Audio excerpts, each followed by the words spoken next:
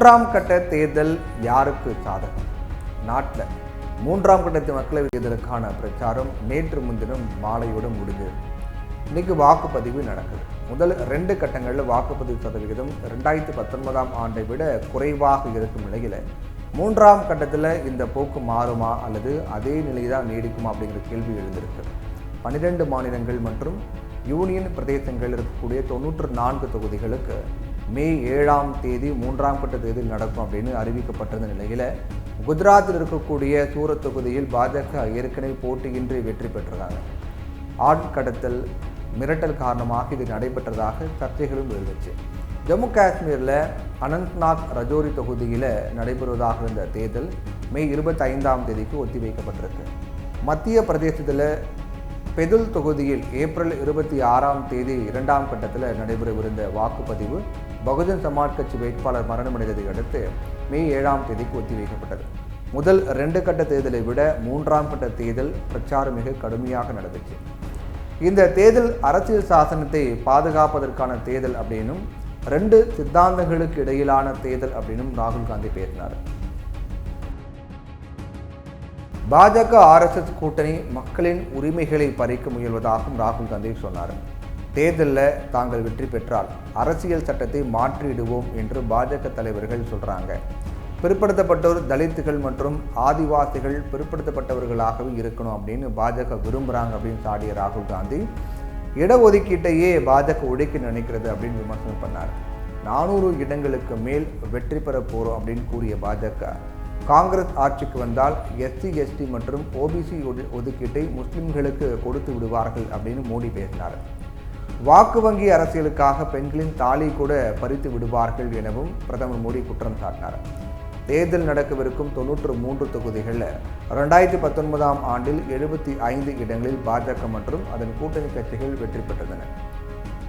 கடந்த செவ்வாய்க்கிழமை நடைபெறும் இந்த மூன்றாம் கட்ட தேர்தல் இந்த 3ஆம் கட்ட தேர்தலுடன் 280 தொகுதிகளுக்கு அதுக்கு மேலே வாக்குப்பதிவு 280 தொகுதிகளுக்கு மேல் வாக்குப்பதிவு முடிஞ்சிடும்.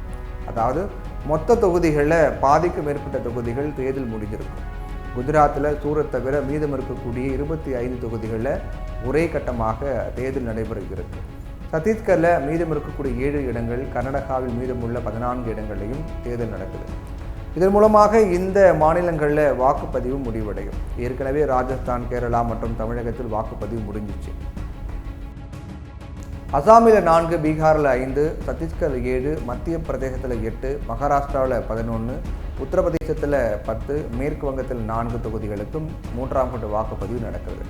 இந்த 3ஆம் கட்ட தேர்தலில் மிக முக்கியமான வேட்பாளர்களும் களம் காண்றாங்க. உள்துறை அமைச்சர் அமித்ஷா காந்தி நகரில் போட்டியிடுறாரு. பாராமதியில் சரத் பவாரின் மகள் சுப்ரியா சுலே, அவருடைய மருமகன் அஜித் பவாரின் மனைவி சுனேத்ரா பவாரை எதிர்த்து போட்டியிடுறாங்க. மத்திய பிரதேசத்தில் விதிஷா தொகுதியில் முன்னாள் முதல்வர் சிவராஜ் சிங் சௌகானை பாஜக வேட்பாளராக நிறுத்தியிருக்காங்க.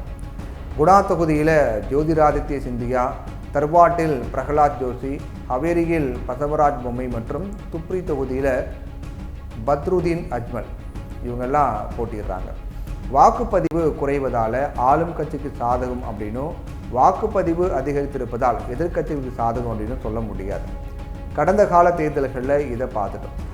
இந்த இந்திய பொது தேர்தல்களில் இந்த நூற்றாண்டின் துவக்கத்திலிருந்து வாக்குப்பதிவு சதவீதம் எடுத்துக்கொண்டால் 2004ஆம் ஆண்டில் மிக குறைவாக இருந்துச்சு. அதுக்கு பிறகான தேர்தலில் எப்போவுமே 72 விழுக்காட்டுக்கும் அதிகமாக பதிவாக இருக்குது. பல தேர்தல்களை பார்த்துட்டோம். வாக்குப்பதிவு விழுக்காட்டுக்கும் வெற்றி தோல்விகளுக்கும் சம்பந்தமில்லை என்பதுதான் நிதர்சனமான உண்மை. முதல் தேர்தலிலிருந்து தொடர்ந்து வாக்குப்பதிவு அதிகரித்து தான் வருது. ஆனால் அதற்கும் ஆட்சி மாற்றத்திற்கும் எந்த தொடர்பும் கிடையாது. 2004, 2014ஆம் ஆண்டின் வாக்குப்பதிவு சதவீதங்கள் இதற்கு உதாரணம்.